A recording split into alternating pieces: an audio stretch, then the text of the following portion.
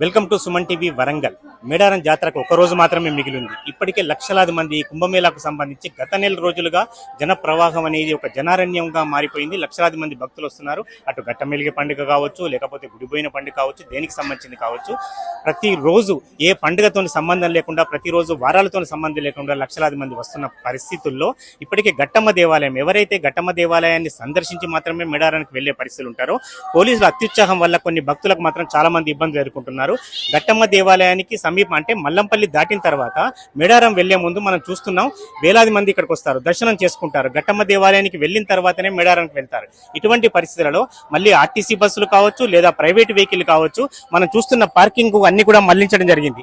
నిజానికి ఈ పార్కింగ్ ఇక్కడ చేయించాల్సిన అవసరం లేదు. ఆర్టీసీ బస్సులు కావచ్చు, ఆర్టీసీ బస్సులు కూడా కొద్దిసేపు మాత్రమే ఇక్కడ నిలబడి ఉంటాయి. ఈ 15 నిమిషాల కార్యక్రమం కోసం ఆర్టీసీ బస్సులు అన్ని కూడా మళ్లించే కార్యక్రమం కావచ్చు, ప్రైవేట్ వెహికల్ కావచ్చు. తర్వాత ఇక్కడ కూడా బ్యారికేడ్లు పెట్టి చాలా ఇబ్బందులు గురి చేయడం కంటే బ్యారికేడ్లు పెట్టడం కానీ, దాని తర్వాత పంపించడం కానీ, ఈ కార్యక్రమాన్ని పోలీసు అధికారులు చేయడం వల్ల ఇంకా భక్తులు ఇబ్బంది ఎదుర్కొంటున్నారు తప్ప దానివల్ల ఎలాంటి ప్రయోజనం కూడా లేదు. తర్వాత మరో ప్రధానమైన విషయం, గట్టమ్మ దేవాలయం దగ్గర మనం ఒక ఫుట్ ఓవర్ బ్రిడ్జి మనం నిర్మించడాన్ని మనం చూసాం. ఈ ఫుట్ ఓవర్ బ్రిడ్జి ఈ మధ్యలో మాత్రమే నిర్మించారు. దీనికి సంబంధించి అంటే హడావిడిగా చేసే పనులలో రహదారులు ఎన్ని ఇబ్బందులు ఎదురవుతాయో, ఒక ఫుట్ ఓవర్ బ్రిడ్జి కూడా చాలా ఇబ్బందులు ఎదురవుతున్నాయి. మనం చూడొచ్చు, ఇంతకుముందు విజువల్లో గమనించవచ్చు, పూర్తి స్థాయిలో స్క్రూల బిగింపు లేదు, పూర్తి స్థాయిలో సపోర్ట్ ఫోల్స్ లేవు, సపోర్ట్ పరికరాలు ఏవి కూడా లేవు. దానివల్ల ఏమైతున్నది అంటే, దానివల్ల ఫుట్ ఓవర్ బ్రిడ్జికి తాత్కాలికంగా మాత్రమే కొద్ది కాలం మాత్రమే మనగలిగే పరిస్థితి ఉంది. మరి ఇటువంటి పరిస్థితుల్లో ఇప్పటికే మనం చూడొచ్చు, ఒక్కటేసారి వందలాది మంది రావటం వల్ల అది కుంగిపోయిన పరిస్థితిగా ఉంటుంది. నిజానికి బయట ఉండి ఎవరైనా ఫుట్ ఓవర్ బ్రిడ్జిని గమనిస్తే ఇది ఏ క్షణాన కూలిపోతుందో, ఏ క్షణాన విరిగి పడుతుందో, లేకపోతే ఎక్కడైనా పగిలే కార్యక్రమం జరుగుతుందా అనే ఇబ్బంది జరుగుతుంది. ఫుట్ ఓవర్ బ్రిడ్జి మనం చూడొచ్చు, అటువైపు నుంచి ఇటువైపు నుంచి ఇంకా అప్పటికే పూర్తిగా డౌన్ ఫాల్ కూడా అయింది.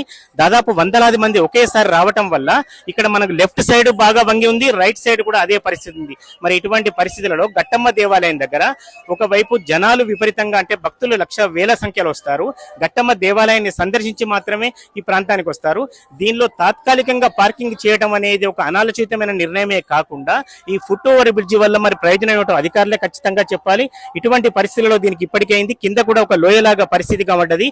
ఇటువంటి పరిస్థితులలో ఫుట్ ఓవర్ కు ఎలాంటి ఇబ్బందులు తలెత్తినా, ఏ స్క్రూలు ఊసిపోయినా, ఎక్కడైనా దీనికి సంబంధించిన సపోర్ట్ ఎలాంటి పరికరాలు బిగించకపోయినా ఖచ్చితంగా ఫుట్ ఓవర్ కు ప్రమాదం జరిగే అవకాశం ఉంది. మరి మేడారం జాతరకు గత కొన్ని కుంభమేళాలో కానీ, గత కొన్ని జాతరల్లో మనకి ఇలాంటి సంఘటనలు మనం చూసాం.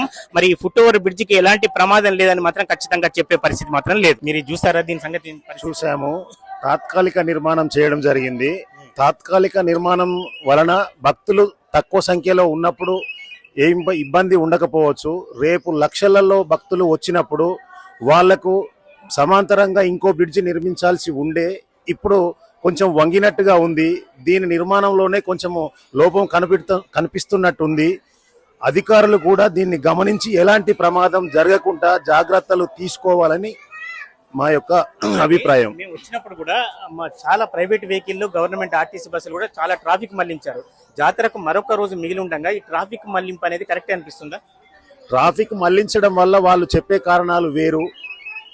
రద్దీ దృష్ట్యా మేము మళ్లిస్తున్నాం అంటున్నారు, కానీ మళ్లించడం అనేది ఇక్కడ రద్దీని దృష్ట్యా ఉంచుకొని ఏ విధంగా ఇబ్బందులు, ప్రయాణికులు ఇక్కడికి వచ్చేటువంటి భక్తులు ఇబ్బంది కలగకుండా వాళ్ళు తగు చర్యలు తీసుకోవాలనేది మా ఆలోచన, సూచన.